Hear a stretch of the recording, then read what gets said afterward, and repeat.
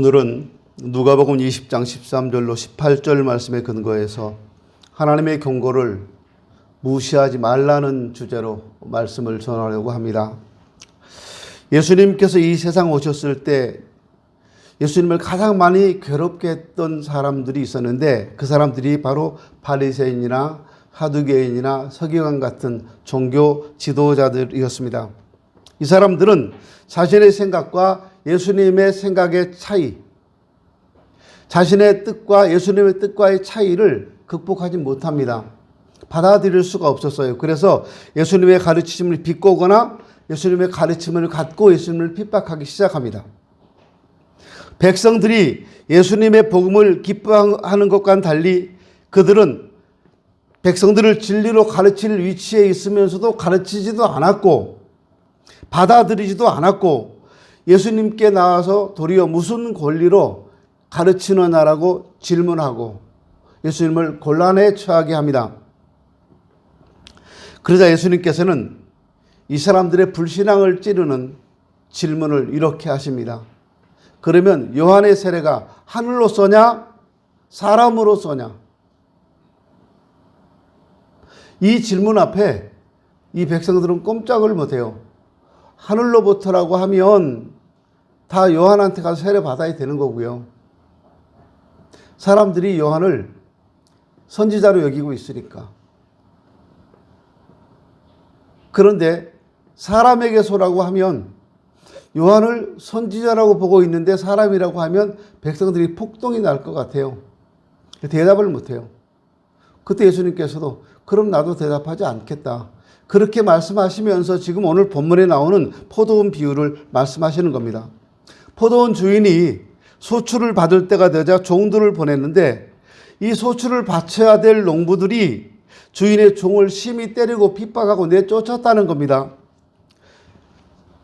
그래서 다른 종을 보냅니다. 또 때리고 능욕하고 또 쫓아냅니다. 또 보냅니다. 또 때립니다. 그러니까 마지막으로 주인이 자기 아들을 보냅니다. 내 아들이니까 아들은 건드리지 못할 것이다. 그런데 그 아들을 보자 이 농부들은 이 사람이 아들이니까 죽여버리자. 그리고 우리가 이 포도원을, 이 유업을 우리가 나눠 가지자. 이렇게 말을 해요. 그러면서 그 아들을 죽입니다. 이 비유에는요, 예수님이 왜 십자가에 돌아가셔야 했는지, 그리고 예수님 앞 시대의 수많은 구약의 선지자들이 왜 핍박을 받아야 했는지가 포함되어 있습니다. 이사야서에서 이스라엘 백성들을 포도원이라고 말한 걸로 보아서 우리는 포도원 주인이 하나님이시고 소출은 하나님께서 이스라엘 백성들에게 기대하시는 공의와 사랑, 자비, 하나님 백성으로서 마땅히 살아야 될 삶의 열매라는 것을 알 수 있습니다. 애굽에서 종살이하던 이스라엘을 하나님께서 해방시켜 주십니다. 또 포도원과 같은 가나안 땅에 들어가게 하셔서 아무런 투자도 하지 않았지만 마음껏 누리면서 살게 해주셨습니다. 그래서 하나님께서 원하시는 것은 하나님 백성으로 살라는 거예요. 위로는 하나님을 사랑하고 아래로는 사람들을 사랑하고 주님의 계명에 따르고 하나님을 기쁘시게 하면서 살라는 겁니다. 근데 백성들은 그 말씀에 순종하지 않았습니다. 그럼에도 불구하고 하나님께서는 끊임없이 당신의 뜻을 선지자들을 통해서 말씀해 주셨어요. 그리고 마지막에는 자기 아들까지 보내주셨다는 겁니다. 오늘날 우리는 성경이 가르쳐준 이 복음적인 신앙생활과 매우 거리가 먼 비복음적인 교회 생활을 할 때가 진짜 많습니다. 신앙생활의 중심이 진리임에도 불구하고 많은 사람들이 행복하기를 원하지 어떻게 예수님이 이 땅에 오시게 되었고 인간은 무슨 목적으로 창조되었고 나는 무엇을 위해 살아야 되는지 알지 못합니다. 관심도 없어요. 하나님께서는 믿음의 조상들을 통해 당신의 경륜을 보존하게 하시고 이스라엘 역사를 통해 그 진리를 계속해서 전하게 하셨습니다. 그리고 선지자를 통해서 계명대로 살도록 끊임없이 전하셨습니다. 그러나 사람들은 그 진리를 기뻐하지 않았어요. 그래서 자신의 잘못을 뉘우치기보다는 오히려 선지자들을 핍박합니다. 그리고 그것은 자기 스스로를 주인 삼고자 하는 인간의 타락한 본성이 거기에 들어 있다고 할 수 있습니다. 내가 내 인생의 주인이 되고 싶어서 하나님의 음성에 귀를 기울이지 않는 거예요. 내가 내 인생의 주인이 되고 싶어서 하나님 말씀에 불순종하는 거예요. 간섭하지 마세요라고. 우리 자녀들을 기르다 보면 아이들이 조금 커지면 엄마 아빠가 무슨 말씀하시면 간섭하지 마! 이렇게 해요. 내 마음대로 할 거야. 지 마음대로 하면 실패해요. 엄마 아빠 눈에 보여요. 간섭하지 말래요. 말 배우고 조금 더 지나면 그래요. 지가 하고 싶은 대로 한다는 거예요. 근데 그걸 그대로 두는 부모님은 안 계세요. 자녀가 자기 하고 싶은 대로 마음대로 하도록 내버려 두는 부모님은 없어요. 만약 내버려 준다면 그 방임이에요, 방임. 그래서 바로 잡아주고 야단도 치고 혼도 내주고 가르쳐주고 그래서는 안 된다는 걸 깨닫게 해주죠.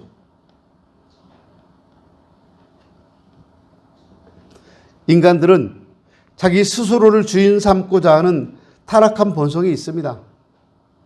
그래서 하나님께서는 자기 외아들을 세상에 보내어 십자가에 못 박혀 죽게 하시고 그분을 통해 그 예수를 믿는 자마다 구원을 얻도록 해주셨습니다. 그리고 이것은 우리 인류에게는 비할 데 없이 큰 기쁨의 좋은 소식이었습니다. 하지만 예수 그리스도를 못 박은 사람들의 마음은 그 자체가 하나님 없이 살고 싶은 마음이기 때문에 오히려 복음을 전하는 사람들을 가만두지 않았어요. 죄의 길을 버리고 십자가 앞에 나와서 성령의 놀라운 은혜로 나오라고 초청하는 수없이 많은 전도자들을 핍박하고 죽였습니다. 그렇게 복음의 전파는 피해 역사가 되었습니다. 진리는 우리 영혼의 찬란한 빛이고 그 빛은 하나님을 보여줄 뿐만 아니라 하나님 앞에서 우리 자신이 어떤 모습을 하고 있는지도 정직하게 보여줍니다. 그리고 신자든 신자가 아니든 똑같아요. 거듭나고 하나님의 자녀가 된 사람들은 자신이 죄인이라는 걸 알고 복음을 하나님이 보내신 것으로 알고 기쁨으로 영접했던 사람들입니다. 우리는 다 그런 사람들이에요. 그래서 복음에 대한 사랑은 하나님에 대한 사랑이고 그 사랑은 자신에게 복음을 전해준 사람에 대한 기쁨과 교제로 자연스럽게 이어졌습니다. 근데 여러분 한번 생각해 보세요. 내가 처음 예수 그리스도를 받아들이고 믿고 하나님의 자녀가 되었을 때 얼마나 기뻐했던가 생각해 보세요. 그런데요, 여러분 항상 그랬습니까? 아니잖아요. 처음엔 그 복음 때문에 너무 기뻐했고 너무 좋아했고 그랬는데 시간이 지나면서 아니잖아요. 그래서 따지기 시작해요. 이것저것 따져보고 이것저것 따져보고 나한테 득이 있나 손해가 있나 따지기 시작해요.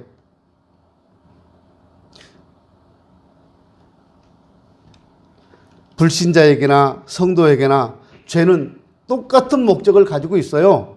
뭡니까? 죄는요, 사람을 죽음으로 인도하는 거예요. 사망으로 인도하는 거예요. 변하지 않아요. 하나님께서는 거듭난 본성과 진리의 빛이 남아있어서 죄를 거스르고 살 수 있는 힘을 우리에게 주셨습니다. 믿음으로 그렇게 이길 수 있도록 해주셨어요. 은혜와 참된 복음의 빛으로부터 떨어지면 성도도 역시 진리의 빛을 싫어하게 되어 있습니다. 그래서 우리 청년에서 어제 제가 청년 예배 시간에도 말씀을 드렸는데 한두 번 교회 안 나오면요, 그건 참 쉬워요. 한 번씩 빠지는 거 쉬워요. 점점점 빠지잖아요. 그 다음에 돌아오는 게 쉽지 않아요. 한 1년 신앙생활 안 했잖아요. 교회 돌아오는 거 정말 쉽지 않아요. 2년 정도 빠졌다? 그분은 거의 못 돌아와요. 거의 못 돌아와요. 돌아온다면 죽기 전에 돌아올까? 한 5년 안 나왔다? 그럼 끝이에요. 거의 그분들에게는 희망이 없어요. 왜냐하면 그분들의 마음속에는요, 예수 그리스도가 없어요. 그래서 어려워도 힘들어도 하나님을 찾을 만한 마음이 안 생기는 거예요. 그래서 어렸을 때 예수를 믿어야 되고 어릴 때 예수 믿은 사람들은 중간에 혹 타락해서 빠졌다 할지라도 다시 돌아와요. 그 마음에 예수가 있으니까. 조금 전에 우리 그 예배 전에 그 프랑스에서 오신 그 미스 킴이라고 해야 되나요? 금발머리 아가씨가 교회 딱 들어와요. 너무 예뻤어요. 그래서 오, 금발이다. 제가 그랬어요. 그때 탁 와서 목사님을 안아주는 거예요. 그래서 목사님이 쓰다듬어 줬죠. 이쁘다고. 금발머리 아가씨가 너무 이뻐서 와, 언제 이렇게 이뻐져가지고 왔느냐고. 그러니까 목사님 자기 이쁘면 언제든지 안아줘도 된대요. 근데 목사님 남용하지는 않을게. 연아야, 예뻐. 예쁘잖아요. 예쁘니까 저렇게 안아주는 거예요. 예쁘니까 쓰다듬어 주는 거예요. 이게 복음에 대한 사랑이고요. 복음을 영접했던 사람들의 기쁨이에요. 근데 항상 그랬나는 거예요. 저렇게 어릴 때 예수 믿은 사람들은 좀처럼 하나님 곁을 떠나지 않아요. 근데 떠난다고 해도 다시 돌아와요. 왜냐하면 마음에 남아 있으니까.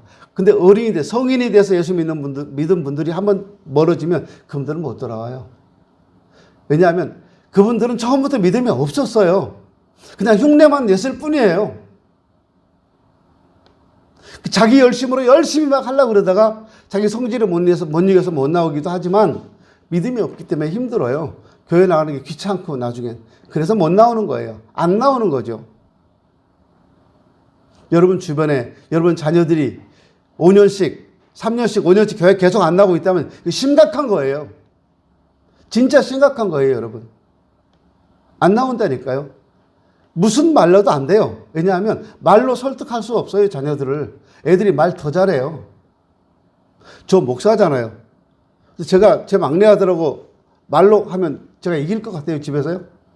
택도 없이 져요. 지니까 할 수 있는, 부모님이 할 수 있는 마지막 방법이 뭡니까? 판을 뒤집는 거예요. 뭐예요? 화 한번 내는 거예요. 아, 시끄러워! 그러면 그걸로 끝이에요. 판이 다 끝나는 거예요. 그러니까 누가 잘했고 못했고 옳고 그르고 이런 건 상관없이 막판에 부모님이 할 수 있는 마지막, 분리할 때 할 수 있는 마지막 방법, 판을 뒤집는 거예요. 아, 시끄러워! 그만! 그리고 끝내고 가는 거예요, 그냥. 이기고 진 것도 아니에요. 그냥 끝내는 거예요, 그 판을. 우리가 하나님 앞에서 그렇게 할 수 있나요? 그러니까 여러분, 하나님에게서 멀어지지 않으려고 노력하셔야 됩니다. 내 마음이 하나님으로부터 멀어지고 있다면 심각한 거예요. 슬슬슬 예배 빠지고 슬슬슬 교회 안 나와도 괜찮다고 생각하고 세상 재미에 빠져 지내고 있다면 그거 정말 심각한 거예요. 근데 본인이 그 심각함을 몰라요. 제가 청년들에게 이런 간증을 했습니다. 뭐 우리 세대니까 요즘 세대하고는 다르겠죠. 제가 결혼 전에 제 아내를 사귈 때요. 데이트 장소는 교회였어요. 토요일 날 만나서 둘이 차 한잔 마시거나 혹 저녁을 둘이 같이 일찍 먹거나 그렇게 하고 교회에 왔어요. 청년 예배. 예배 끝나고 집에 데려다 줬어요. 그게 다예요. 그리고 금요일 날 만나면 밤새 둘이 같이 철야기도 했어요. 밤새워서요. 토요일 날 새벽 예배 안 드리니까. 그게 우리가 결혼 전에 만나서 했던 일들이에요. 그리고 제가 청년들에게 자신 있게 뭐라 그러는지 아세요? 저는 제가 사랑했던 여인보다 예수님이 더 좋았습니다. 그 말을 했어요. 전 예수님이 더 좋았어요, 이경자보다. 지금도 마찬가지예요, 저요. 이경자보다 예수님이 더 좋아요, 지금도요. 그러니까 예수님께서 우리를 지켜주시는 것 같아요. 이게 진짜 아닐까요? 전 이게 진짜라고 봐요. 그러니까 안전하고 평안한 거예요. 그렇다고 아내를 사랑하지 않습니까? 세상에서 예수님 빼놓고 세상 사람들 중에서는 가장 사랑하죠. 그런데 그 사랑이 하나님 보시기에 아름다워야 되잖아요. 하나님을 떠날 만큼 사랑하는 사람이 있다면 그건 잘못된 사랑이에요. 주의를 범하면서까지도 내가 사랑하는 무언가가 있다면 그건 잘못된 취미생활이에요.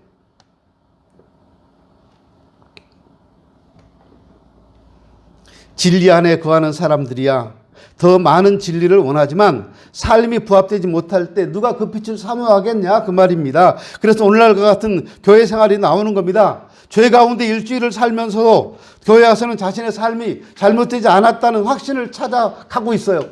내가 잘못 살지 않았다. 일주일 동안 욕심을 따라 살았으면서도 지치고 피곤한 이 마음을 위로받고 달래고 집으로 돌아가려고 합니다. 그리고 다음 주에 내가 지난주처럼 똑같이 살아야지, 이런 마음을 갖고 가는 거예요. 내가 하나님 앞에 죄인이라는 사실을 처절하게 돌아보고 회개하고 가는 것이 아니라,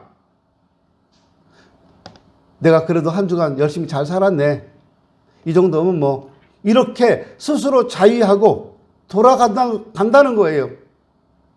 그것은 교회가 아닙니다. 하나님이 중심이 되지 않는 사람들의 모임이 어떻게 예수님의 교회이겠습니까? 그렇게 하나님과 만남과 진리에는 전혀 관심이 없고 오직 자신의 행복에만 관심이 있다면 그 사람은 교회가 아니에요. 신앙조차도 내가 나를 위해 사용할 수 있는 것으로 생각해서 좋은 교회, 나쁜 교회를 가르고 나한테 도움이 되는 게 도움이 안 되는 교회를 갈라요. 목사님이 한 번만 설교할 때 내 마음에 찔리는 얘기하면 기분 나빠가지고 막 마음이 상해서 픽 토라지고 그래요. 이것이 얼마나 큰 불행인지 생각해 보십시오. 중요한 건 진리입니다. 진리가 말씀하는 자리로 돌아갈 때 인간은 행복할 수 있어요. 하나님이 말씀하시는 대로 살아갈 때 진짜 행복할 수 있는 거예요. 목사가 성도를 위해 기도한다고 하니까 여러분 모두가 다 우리 목사님 똑같이 기도해 주겠지, 천만에요. 아닙니다. 제가 여러분 똑같이 기도하지 않습니다.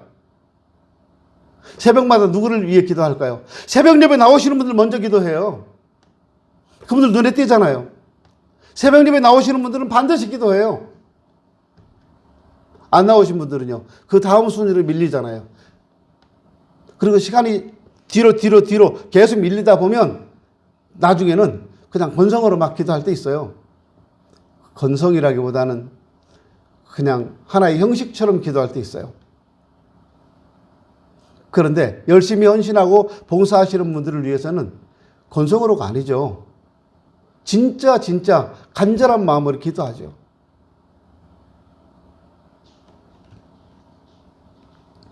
구약시대 이스라엘 백성들은 단 한 번도 하나님을 버리기로 결의한 적이 없었습니다. 언제나 제사를 드렸고 언제나 하나님을 섬겼습니다. 그러나 그들의 마음이 하나님을 떠났어요. 하나님을 섬기는 행위들은 습관적으로 이루어졌고 마치 주일이 되면 자동적으로 우리가 교회 나오는 것처럼 그 사람들도 하나님을 그렇게 섬겼어요. 그러다 보니까 하나님과의 만남이 사라져버린 거예요. 하나님과 교제도 사라졌고 교통도 다 사라져버렸어요. 하나님의 음성을 들을 수도 없고 하나님께 내 목소리를 들려주려고 하지도 않았어요. 관심이 없으니까. 그래서 어떻게든지 값주고 사신 백성들에게 하나님은 하나님의 마음과 뜻, 하나님의 사랑을 보여주고 싶으셨던 겁니다. 그런데 그 일은 일상적으로 이루어진 제사 속에서 때가 묻고 어두워진 부패한 제사장을 통해서 할 수 없었어요. 그래서 하나님은 생생하게 하나님의 음성을 백성들에게 들려줄 수 있는 방법을 선택하시는데 그것이 선지자들이었다는 거예요. 그래서 선지자들은 말씀을 전하기 전에 하나님을 먼저 만나고 하나님의 영광을 본 사람들이 나가서 하나님 말씀을 전하기 시작했습니다. 그 크신 하나님의 위엄과 사랑이 무엇인지, 두려우신 하나님의 그 어미 앞에 떨고 있는 백성들의 모습은 어떤 모습인지를 이미 경험한 사람들이 하나님 앞에 선지자로 선택되어서 복음을 전했다는 겁니다. 그래서 그들은 자기가 사랑하는 백성들에게 참 하나님의 진리로 돌이키기를 원하는 하나님의 마음과 현실에 안주하려고 하는 백성들의 마음 사이에서 많이 고통을 하고 있었어요. 하나님께서는 하나님 뜻대로 전하지 않으면 야단치시고 백성들은 하나님 뜻대로 전하면 돌을 던졌어요. 선지자들에게는 복음을 통해서 자기가 박수를 받는다든지 부를 축적하고자 하는 욕망이 없었습니다. 그들은 오직 하나님 말씀을 그대로 전해주고 그 백성들이 자기가 만난 하나님을 함께 만나고 함께 즐거워하기를 소원했을 뿐입니다. 그러나 선지자의 음성을 들으며 말할 수 없이 기뻐하고 가슴을 찢고 통회했던 시대는 거의 없었습니다. 오히려 거짓 예배를 드림으로 만족하고 실제 하나님께 바쳐야 될 삶은 내가 주인 되는 삶으로 점점점 변해가고 있었습니다. 그것은 바로 그들의 마음 안에 하나님을 향한 반감이 얼마나 컸는가를 보여주는 겁니다. 그래서 오늘날 하나님은 목회자를 세우셨습니다. 설교자는 교인들의 종이 아니라 하나님의 종입니다. 그래서 하나님이 시키시는 바를 따라서 하나님과 깊은 교제 속에서 진리의 말씀을 전달함으로 백성들을 자기가 주인된 삶에서 돌이켜서 하나님 앞에 살아가고 참된 성도의 의무를 다하게 하라고 하는 것이 하나님이 그 목회자를 보내신 목적이에요. 그래서 목회자들의 가장 큰 사명은 끊임없이 하나님 말씀을 탐구하고 진리에 대해 알아가고 지식을 넓혀가고 주님과 깊은 교제와 기도 생활 속에서 자기 백성을 향한 하나님 마음을 알고 사랑을 전달해주고 있는 겁니다. 그래서 목회의 기능은 이렇게 진리가 선포되는 설교를 위한 거죠. 하나님의 선명한 음성으로서의 설교를 통해 사람들이 진리가 무엇인지 발견하고 진리로 돌이키는 힘이 예배 속에 없다면 이 예배는 교회를 운영하기 위해서 헌금을 걷는 수단일 뿐입니다. 예수님이 복음을 전하실 때를 보십시오. 예수님의 복음이 진리가 아님을 입증하지 못했던 세력들이 가장 두려워했던 것이 돈과 관련된 것이었어요. 그래서 종교와 돈은 더럽고 추한 그런 관계를 가지고 있습니다. 결국 하나님으로부터 오는 신령한 소명의 진실한 기쁨이 없으면 사람의 박수 소리가 그리워지는 거예요. 이거 모든 인간들의 공통된 모습입니다. 교회 안에서도 그렇잖아요. 꼭 목사가 아니라도 그렇잖아요. 성도들끼리도 성도들이 나를 위해서 박수를 보내주면 다 좋아해요. 모든 사람들의 공통된 심리예요. 근데 박수는 내가 받으면 안 되고 하나님이 받으셔야 합니다. 그것이 맞는 거예요. 왜냐하면 그게 하나님이 주인이시니까. 그래서 하나님께서는 아무나 불러서 설교자가 되게 하시지 않고 누구나 하나님을 만난 사람들이지만 정말 주님을 깊이 만나서 하나님 목소리를 전달할 사람들을 목자 삼아서 증거하도록 하셨습니다. 근데 오늘날에는요, 광야에서 하나님을 만나고 선지자처럼 심오한 은혜의 세계, 진리의 거룩한 세계에 눈을 뜨고 이런 사람들이 목회자가 되는 게 아니라 교육을 받고 공장에서 기기가 찍혀 나오는 것처럼 교육을 받고 쏟아져 나오는 목회자들이 너무 많아요. 이 사람들 중에 상당수가 하나님을 만나지 못한 목회자들이 있어요. 그래서 하나님을 아는 지식으로 하나님 예배를 채우지 못하고 세상의 쓰레기 같은 지식으로 예배 시간을 채워가고 있습니다. 결국 그들은 사람들의 지성을 어지럽혀서 혼탁하게 해주고 그래서 하나님의 준엄한 심판을 받게 될 것입니다. 큰 교회라고 유명하게 인기 있는 목사라고 하는 분들 하나님 심판 앞에서 두려워할 날이 반드시 올 것입니다. 설교라는 이유 때문에 모두 다 하나님 말씀이 아닙니다. 설교는 그것이 하나님의 말씀과 부합되도록 설교되고 있는 한 그때가 하나님 말씀이에요. 거기서 이탈되면 하나님 말씀이 아닙니다. 그런 설교에는 성도들이 순종할 이유도 없고 의무도 없어요. 하지만 하나님 말씀에 부합되고 진리를 설교하는 설교는 여전히 하나님 말씀이고 우리가 순종해야 될 의무가 있는 겁니다. 그리고 그것을 거스르는 사람에게는 심각한 심판이 있다는 사실도 아셔야 합니다. 오늘날 많은 사람들이 진리를 깨닫겠다는 신중한 마음이나 주의 기품이 현저하게 결핍되어 있습니다. 그리고 그들의 게으름과 태만은 그들이 들은 수많은 말씀의 기회 때문에 더욱 많이 책망을 받게 될 수도 있습니다. 오늘 본문 말씀을 읽고 우리는 큰 의문을 갖게 되는데 그럼 포도원 주인은 하나님이시고 마지막에 죽음을 당한 아들은 주님이신데 그럼 종들은 어떻게 되는가?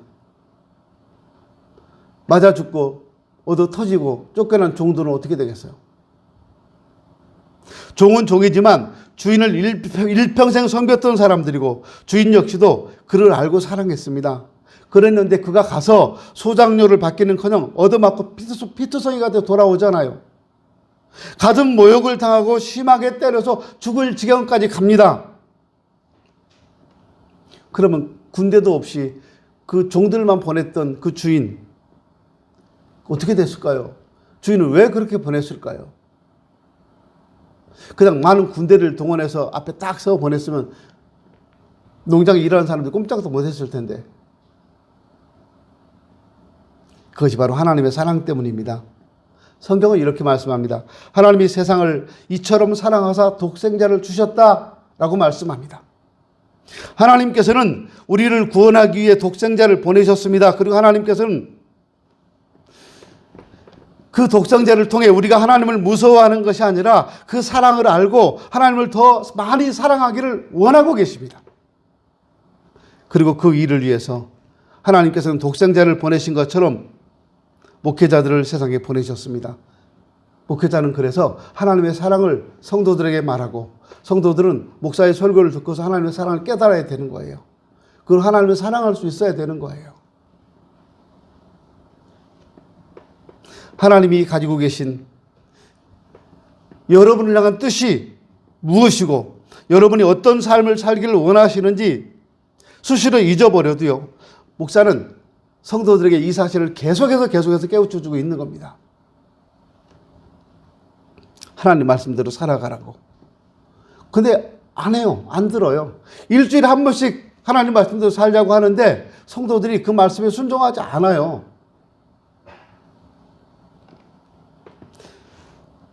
그래서 하나님의 뜻대로 사는 성도들에게는 격려를 주고, 지친 분들에게는 위로를 주고, 하나님의 뜻을 거스르는 사람들에게는 준엄한 책망을 하고, 옳지 않은 길로 가는 이들에게는 돌이키는 것이 하나님께서 이 땅에 목회자를 보내신 목적이에요.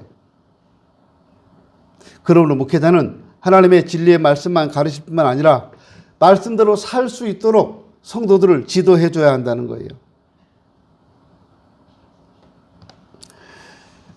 그리고 성도들은, 목사가 이렇게 성도들에게 말씀을 가르치고 삶을 지도할 수 있는 데 최선을 다할 수 있도록 협력하고 기도하고 도와줘야 됩니다. 하나님께서는 이스라엘 백성들이 그릇되게 살면 불같은 말씀을 가진 선지자들을 보내셨지만 백성들을 심판할 것으로 마음먹으시면 당신의 음성을 딱 중단하셨어요. 하나님이 음성을 내지 않으시면 심판이 오는 거예요. 우리 주변에 일어나는 일들, 우연히 일어나거나 그냥 되어진 일은 하나도 없습니다. 모두 다 하나님의 계획과 뜻과 관련이 있는 겁니다. 이 세상에서 가장 큰 행복은 하나님 앞에 사는 겁니다. 그것은 어두운 지성으로 갈 수 없는 길이고 끊임없는 진리의 빛과 하나님 앞에서 자주자주 나 자신을 돌아볼 때 가능한 거예요. 그러므로 우리는 진리를 따라 사는 삶과 예배를 통해 은혜의 세계를 경험해야 합니다. 내가 넘어졌더라도 주님 붙들고 다시 일어서십시오. 우리는 약하지만 교회를 붙들고 계시는 하나님의 손은 강하시기 때문에 우리는 하나님의 사랑의 손에 이끌려 믿음의 길을 계속 걸어가야 되는 거예요. 그리고 여러분 잊지 마십시오. 아들을 세상에 보내셔서 그 생명으로 우리를 구원하신 하나님은 끝까지 하나님 말씀에 불순종하는 사람들을 심판하시겠다고, 진멸시켜버리겠다고 하신 경고를 무시해서는 안 됩니다. 하나님의 이 경고는 반드시 현실로 다가올 것입니다. 기도합니다.